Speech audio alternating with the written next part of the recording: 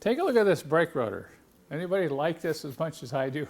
I don't know. This is. I'm sorry, but this is one of my pet peeves. Rusty old brake rotors. Now, if if it's just an old car, but I mess around with a lot of collector cars, and I kind of like my cars to look nice. I don't like to get the rotors all rusty like this. Granted, this surface here where the pad goes would normally not be all rusty, but the car's been sitting. But particularly on the vented rotors right here, this gets all rusty and pitted down inside.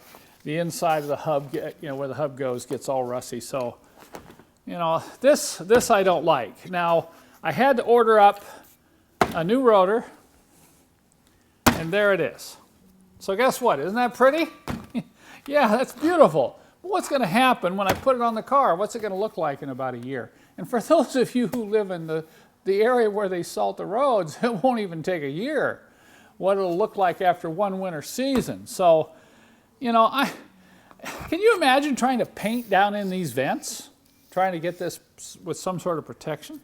No, but I am going to do a little bit, okay? Before I put this on the car, I know I'm being a little obsessive, but I am going to paint some of these flatter surfaces with as good a quality paint as I could find, short of powder coating, and that's impractical for brake rotors. But I do want you to know there's another alternative out there, and it's that some of the brake rotor companies are now specially coating the rotors. Look at this. Isn't that nice?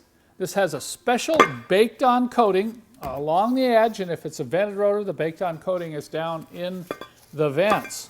But when I install this, all I have to do is clean off the grease so it doesn't contaminate the new pads, and I just put this on there instead of taking this other one over here and spending an hour masking it off and painting it. What's my time worth? So as much as I can, I try to find these types of brake rotors that have the coating like this.